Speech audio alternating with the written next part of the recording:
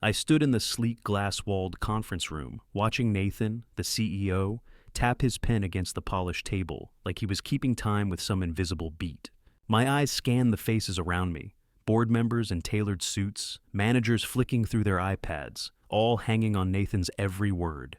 They didn't know, but I was about to make a suggestion that would change the course of the company's biggest deal in years. I'm Greg, 40 years old, with 8 years as an executive assistant to Nathan, and I knew the company inside and out. Every contract, every legal detail, every potential loophole that no one else ever noticed. But, of course, Nathan wasn't one for listening to me. I think the acquisition contract might have a legal complication, I said, voice steady, though I could feel the tension in my chest. The licensing rights need further review. There's an outdated clause about... Nathan cut me off with a dismissive wave. Greg, he said, the sarcasm lacing his tone. We don't need to get bogged down in details. You're an assistant. Leave the legal stuff to the lawyers, all right? The room went silent for a beat. My heart skipped. He'd done this before. Dismissed my expertise. Treated me like I was just there to manage the calendars and fetch the coffee. But today, it felt different. I didn't feel the urge to apologize. I didn't feel the need to shrink back. No, really, Nathan continued, leaning back in his chair with a smug grin. We don't need your legal insights, Greg. Just keep doing what you do best. Assist. You're not a decision maker here. I could feel the eyes of the board members flick over to me, some of them curious, others indifferent. It wasn't the first time Nathan had belittled me in front of everyone. It wasn't even the first time it stung, but it was the last time I'd let it happen. I clenched my fists, fingers digging into my palms. They were all watching me now, waiting for my reaction. I had a choice to make. I could nod, smile, and fade into the background as I always did. Or I could do something different. I swallowed hard, meeting Nathan's eyes. I've been with the company for 8 years, I said, my voice low but firm. I'm not just an assistant. I understand more about the contracts than you realize. So, if you want to ignore me, fine. But don't make the mistake of underestimating me. Nathan's face darkened slightly, but he didn't say anything. Instead, he straightened his tie, glanced at his watch, and moved on to the next point in the meeting. But I could see it. The flicker of doubt in his eyes. The tiniest crack in his mask of arrogance. And in that moment, I realized something. Despite my position, despite the years of being treated as invisible, I held more power than anyone in that room. They didn't know it yet, but Nathan had just made a critical mistake that would cost him everything. I didn't need their approval. I didn't need their validation. What I needed was to make sure the company didn't collapse under Nathan's incompetence, and I had the leverage to do it. I wasn't just the assistant anymore, not to them, not to Nathan. I was the one who saw the cracks, and I wasn't going to let them break this company or me without a fight. I knew what I had to do next, and there was no turning back. It was past midnight when I finally made my way into the office. The only sound breaking the silence was the hum of the fluorescent lights above me. I should have been home. I should have been asleep, but I couldn't let it go. Not after Nathan had shut me down like that. My fingers hovered over the keyboard. I couldn't shake the feeling that Nathan's dismissal of my legal suggestion was more than just arrogance. It was his mistake, and I had to make sure it didn't cost the company. I opened the acquisition contract on my laptop and began scrolling through the document again. The language was dense, filled with terms I knew by heart, clauses, stipulations, definitions that would make the average person's head spin. But this time, I wasn't looking at the words like a document I had to organize or summarize. I was looking for something specific, something Nathan had overlooked, something that could blow the deal wide open. I read through the terms once, twice, then stopped at the licensing section. It was buried in the middle of a lengthy paragraph. One of those clauses no one ever thinks twice about. There it was, a dormant licensing clause, dating back to a previous acquisition, a relic that hadn't been updated in over 5 years. I squinted at it. The clause had a restriction tied to the licensing rights of a competitor's intellectual property that we were acquiring. If the terms weren't followed, the deal would fall apart, and the company would lose the entire $90 million. I felt a chill run down my spine as the enormity of what I had just found hit me. This wasn't just a minor detail. This was the Achilles heel of the entire deal, and no one knew about it. Not Nathan, not the board, not the lawyers.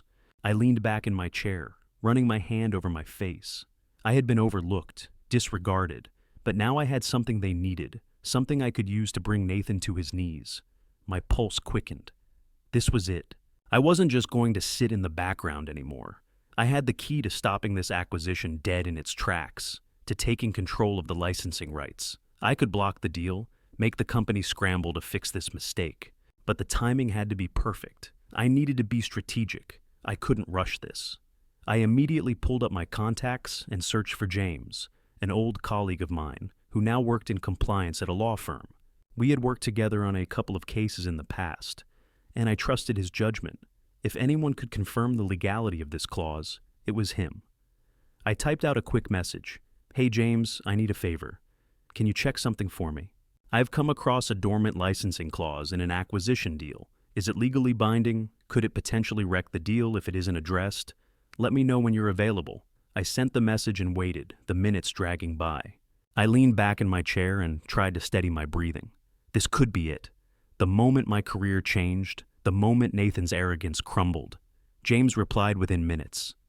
"This isn't something you should ignore.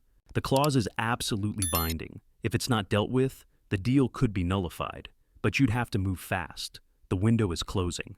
I felt a mix of dread and excitement. I wasn't just sitting at the sidelines anymore. I had power, legal power, real leverage. I quickly calculated my next steps. I could file a claim for the licensing rights. I could freeze the acquisition, force Nathan to deal with this publicly. The company would have no choice but to take me seriously. But there was something else.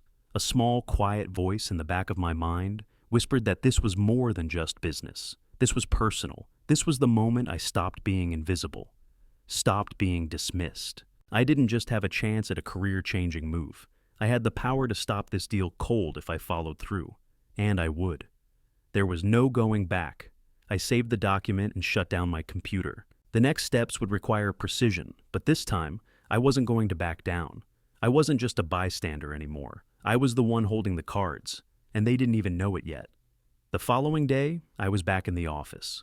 I had told myself I was going to wait, that I'd mull over the options, take time to think through my next move. But deep down, I knew that wasn't the type of person I was anymore. I wasn't going to wait for the perfect moment. I was going to make the moment perfect myself. I sat at my desk, staring at the acquisition documents that had changed everything for me. My pulse thrummed in my ears. The dormant licensing clause was a ticking time bomb, and now it was in my hands. The power I had always sought had found me. I could feel the weight of it pressing down on me, the risk swirling in my gut. But it didn't matter. This was what I had to do. No more waiting, no more second guessing. Nathan had made the mistake of underestimating me, and I wasn't going to let it slip away. Not when I had the means to expose him and the company's shaky deal. I pulled up the necessary forms on my computer. The steps were simple but precise. File the claim for the dormant licensing rights, follow all legal protocols to make sure it was airtight, and pay the $1 fee to get the process officially underway. The cost seemed trivial, but the consequences were anything but. My fingers hovered over the keyboard. I had to make sure I followed every legal procedure.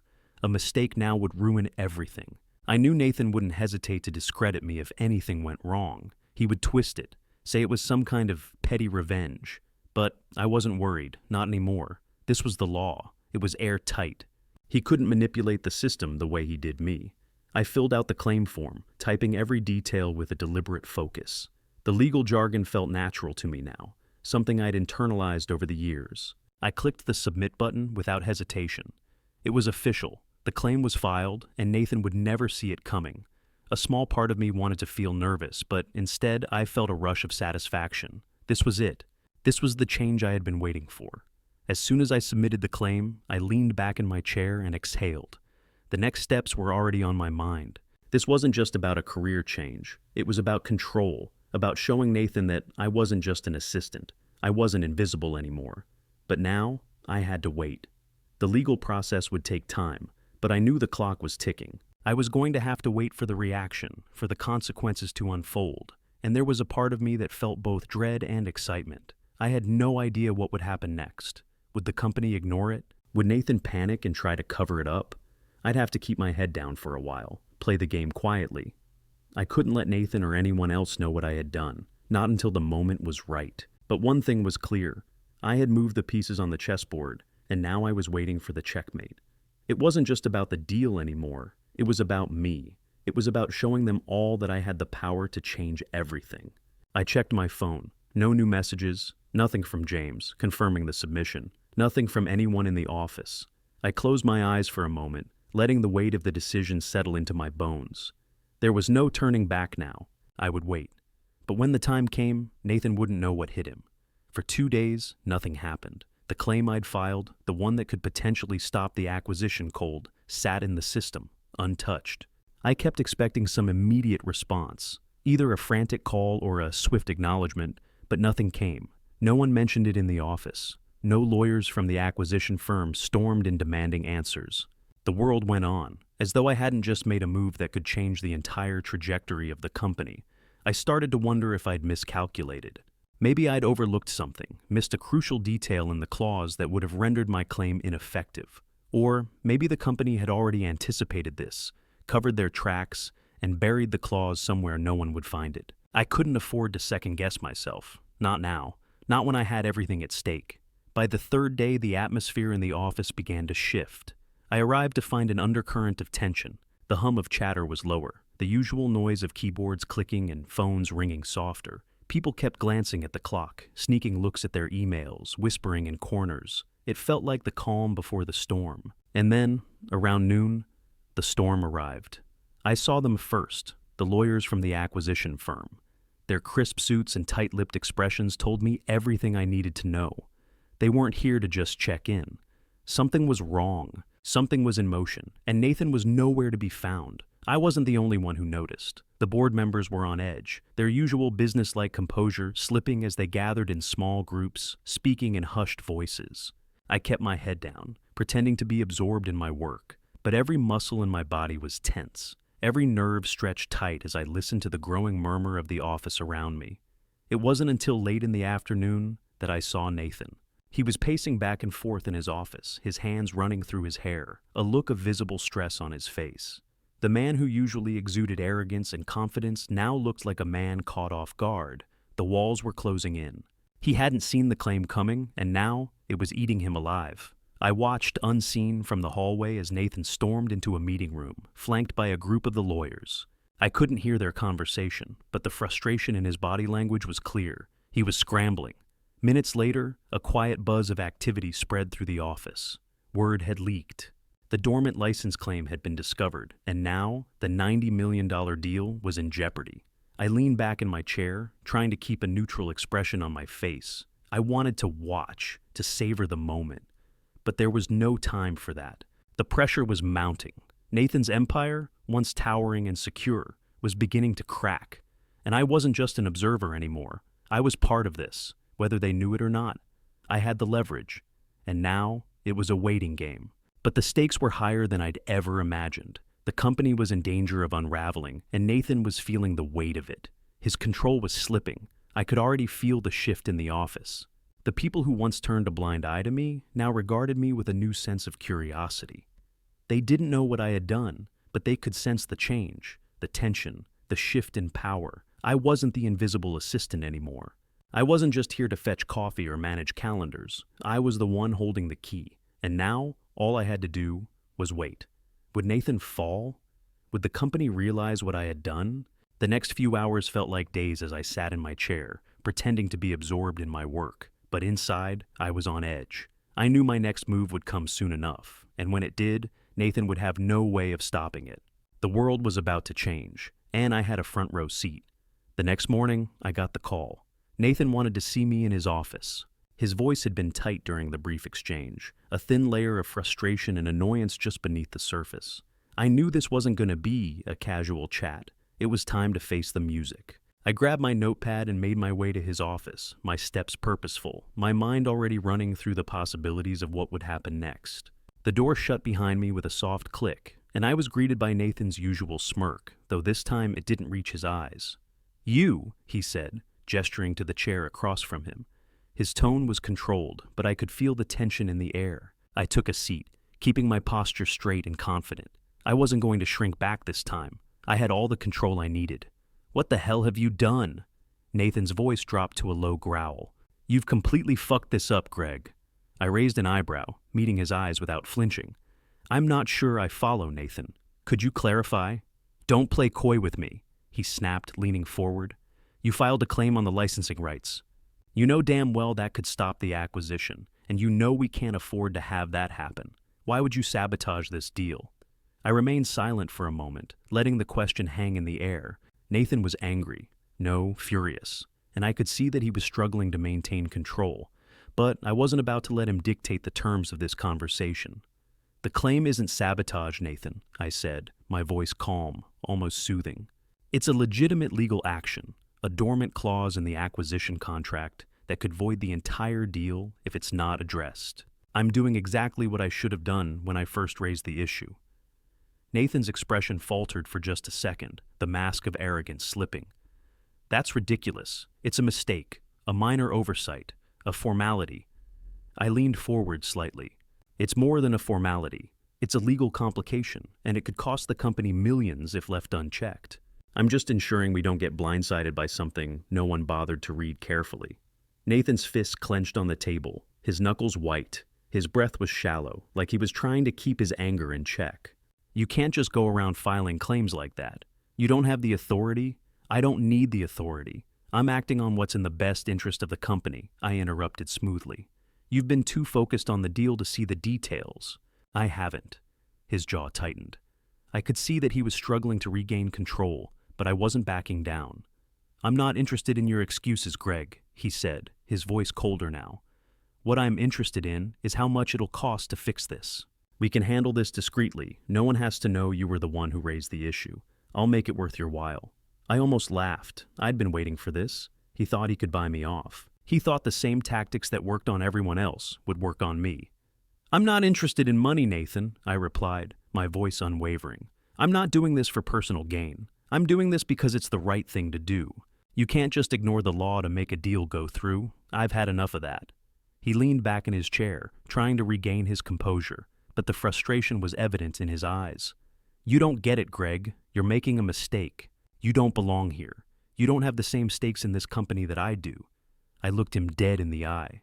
I may not have the same stakes, Nathan, but I have something more important. Integrity. I'm not going to let this deal go through at the expense of the company's future just because you're too arrogant to see the problem. The tension in the room was thick, and for a brief moment, I thought he might explode.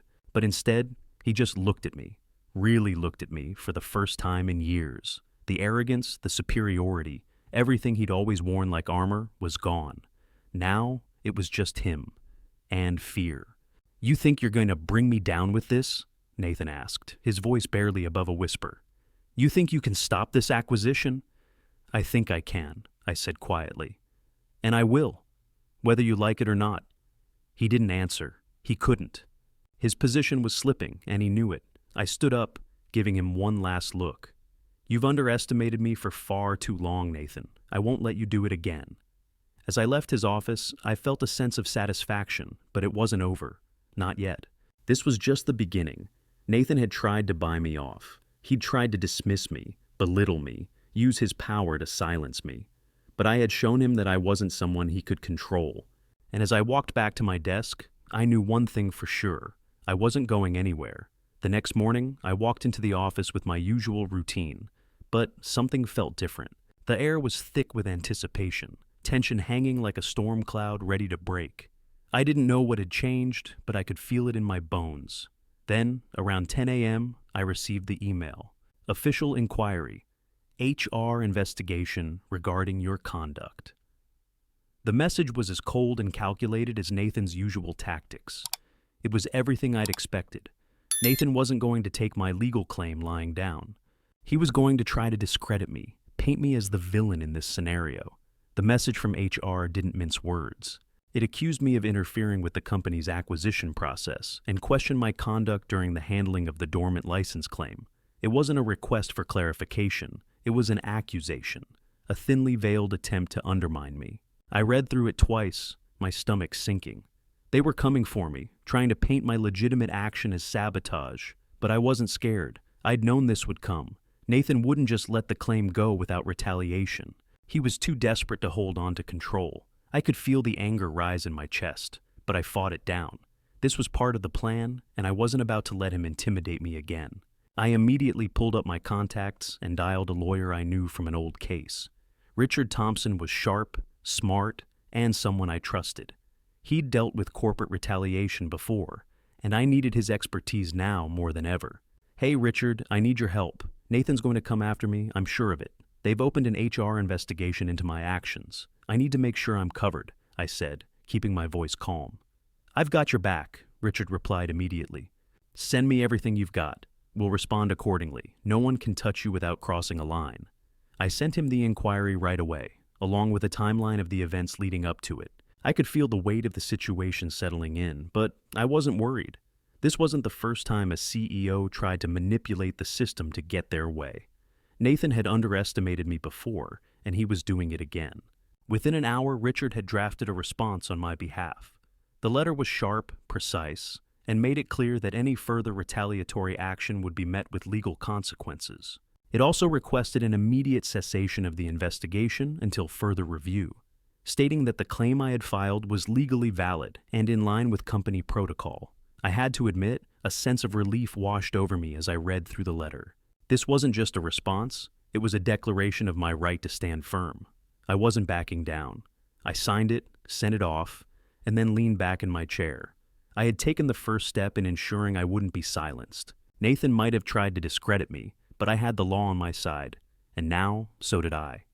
The next few hours were a blur. I spent the rest of the day keeping my head low, pretending nothing had changed. But internally, I was gearing up for the next round. It was no longer just about the acquisition. It was about setting the terms of this fight. Nathan might have thought he could bulldoze me, but he was wrong. The moment he tried to retaliate, he'd just given me a stronger case, a clearer path. And as I watched the clock tick away, I knew the pressure was mounting. Nathan's world was about to crumble. What he didn't realize was that it wasn't just the deal that was at risk anymore. It was his control. It was his empire. This battle wasn't over. It had only just begun. It was the kind of meeting you don't forget. The kind that makes your stomach flip and your mind race. Even if you've been through 100 similar situations. Richard Clark, the chairman of the board, called me into his office late in the afternoon. He'd been one of the few board members who always treated me with respect, even when Nathan had made it clear I was nothing more than an assistant in his eyes. Richard didn't say much when I entered, just motioned for me to sit and offered a coffee, which I politely declined. "Greg, I wanted to speak with you privately before this all goes public," Richard began, his voice steady. "The claim you filed for the dormant license, it's raised a lot of concerns. Nathan's been scrambling, and the board is trying to get its arms around the situation." I nodded, doing my best to stay calm. The tension was palpable, and the weight of what I had done, what I was about to see unfold, was pressing down on me. "I filed the claim because the clause in the acquisition agreement is legally binding," I said. "It's not a mistake, Richard. If it's not addressed, it will cause the entire deal to unravel." He leaned back in his chair, folding his hands in front of him, and I could see the wheels turning in his mind. Richard had always been sharp, not easily impressed by power plays or corporate bravado. He valued logic over manipulation. I respected that. "I've been reviewing the documents," Richard said after a moment. "You're right about the clause. It's a serious issue, and Nathan should have caught it long before now.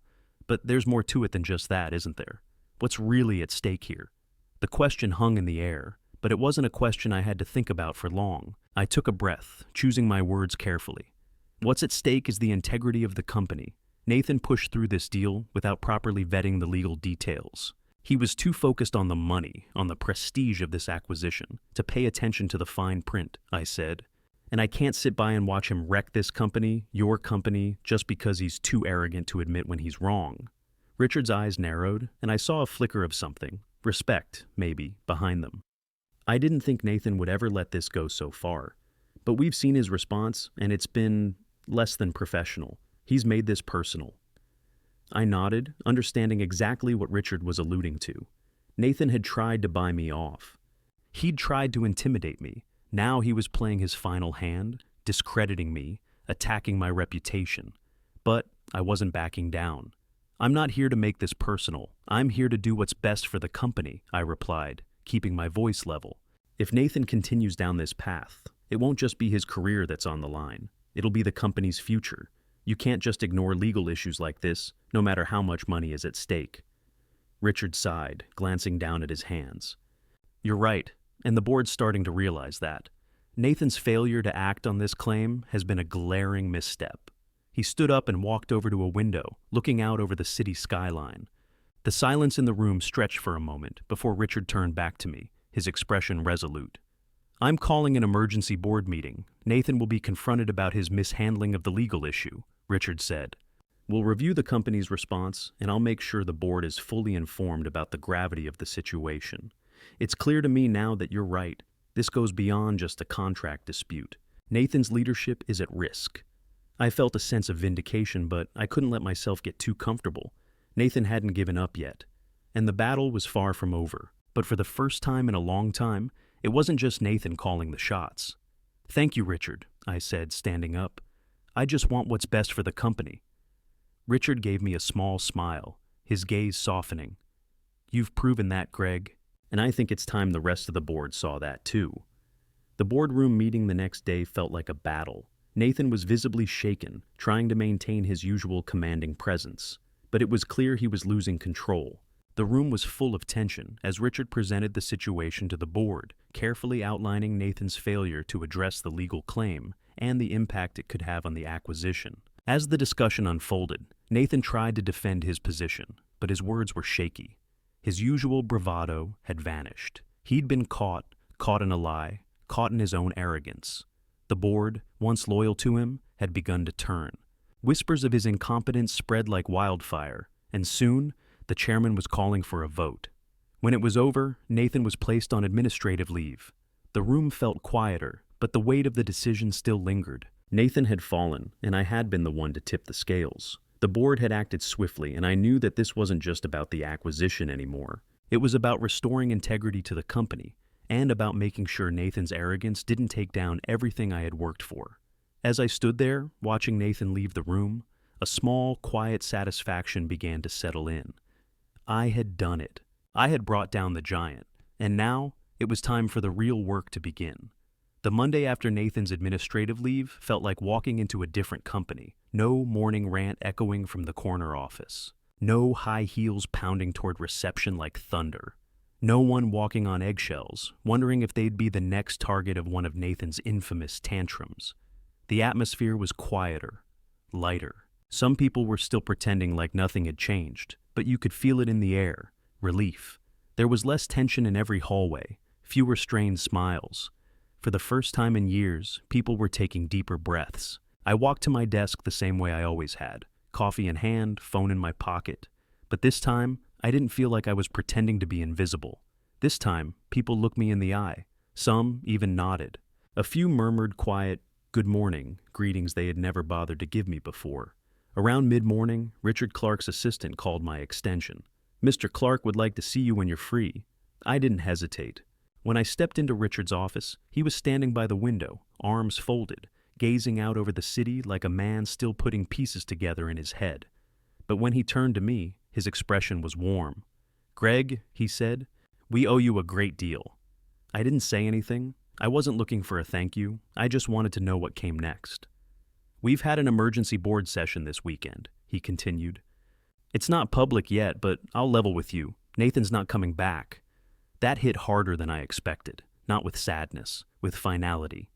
"He ignored a legal risk that nearly tanked a $90 million acquisition," Richard said. "He retaliated against an employee instead of fixing the problem. And worst of all, he made decisions based on ego instead of the company's best interest." I nodded. He did. Richard looked at me for a long second. "We're restructuring, starting at the top. Effective immediately, I'll be stepping in as interim CEO. But that's not why I asked you here." I raised an eyebrow. "We want you in corporate compliance," he said plainly. "Senior role? You'll report directly to me, not just for this acquisition. Going forward, you've proven you understand risk, detail, and more importantly, backbone. This company needs more of that." I was quiet for a moment. 8 years. 8 years of running schedules, typing notes, keeping my head down. Now, suddenly, I was being handed a voice. "I'd be open to it," I said carefully, "but not unless I have a seat at the table, real input. I'm not going to be another background name on an org chart. Richard smiled. That's exactly what I want. He handed me the formal offer. It wasn't just a promotion, it was a message. I wasn't invisible anymore. I wasn't the guy behind the guy. I was finally in a position where my judgment mattered. The rest of the day moved in a blur. By lunchtime, Nathan's nameplate was gone from the executive suite.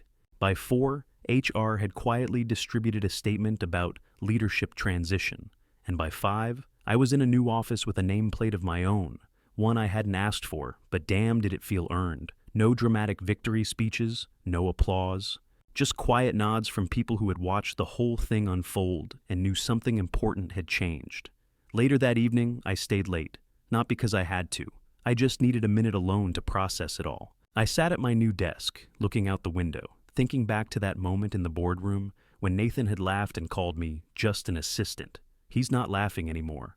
In the corner of the office, a cardboard box sat on a side table. My old things, calendar, desk clock, stapler, a couple framed photos waiting to be unpacked. I didn't rush. I wanted the moment to sit with me for a while, because this wasn't about revenge. It wasn't even about Nathan anymore. This was about being seen, being heard, and finally being in a place where I could shape something bigger than my inbox or someone else's itinerary. I rolled up my sleeves, pulled the first folder off my new desk, and smiled to myself. Now the real work could begin. It was a Thursday morning when the acquisition finally went through. Not rushed, not reckless, not wrapped in Nathan's usual bravado. This time, it was structured, transparent, and legally sound, down to the last page. I sat in a quiet conference room with Richard Clark and the new legal team as they signed the final approval documents. No champagne, no grandstanding, just steady hands and quiet nods. I watched as the lead counsel placed the signed agreement into a folder and slid it across the table to Richard. "It's done," she said. Richard glanced over at me. That loophole could have killed the whole thing. Good thing someone around here actually reads. We both knew what that meant. Later that day, I walked through the halls of a company that no longer looked at me like background noise. There was no parade, no dramatic recognition. But people greeted me now, by name. They asked for my opinion in meetings, waited when I spoke, listened when I paused. It was subtle, but it was everything. Back at my new office, the nameplate still felt strange to look at. Gregory Hale, Director of Corporate Compliance. But the work felt right. And for the first time in my life, I didn't feel like I had to prove I belonged. I just did. I stayed late that evening, not because I had to, because I wanted to. The sky outside was dimming, streaks of orange melting into gray. I stood at the window, sipping cold coffee and thinking about how far I'd come. 8 years. 8 years of being overlooked, dismissed, talked over. And then Nathan, who once laughed when I pointed out a legal risk, was gone. Not fired exactly, just no longer welcome. A press release was issued the day before, citing his extended leave for personal reasons. But everyone knew what it meant. Nathan was out. Quietly, permanently. Last I heard, he was consulting. No headlines, no bounce to another C-suite. Just a man on the sidelines now, still clinging to a title that didn't follow him out the door. I never spoke to him again. And honestly, I didn't need to. Because this wasn't about revenge anymore. It wasn't even about proving him wrong. Somewhere along the way, it became about proving myself right. About becoming the kind of person who didn't wait for someone else to recognize his worth. Now, I had a seat at the table. I had a voice. And more importantly, I had the kind of clarity that comes after you've walked through fire and come out clean. The new team we'd assembled was strong, people I respected, people who didn't play games. And I made it a point to treat everyone, assistants, junior analysts, interns, the way I wish someone had treated me all those years ago. I remembered every slight, every eye roll. Every time someone talked over me and smiled like they'd done me a favor. That wouldn't happen under my watch. Because I knew now, the system doesn't change unless someone in the room decides it's time. And I was in the room. Before I left the office, I locked up my files and turned out the light. I stood in the doorway for a second, listening to the quiet. This company would be better now. Not perfect, but better. And me? I was finally at peace. No more wondering if I mattered. No more shrinking myself to fit someone else's image of what I should be. I wasn't invisible anymore, and I'd never be overlooked again.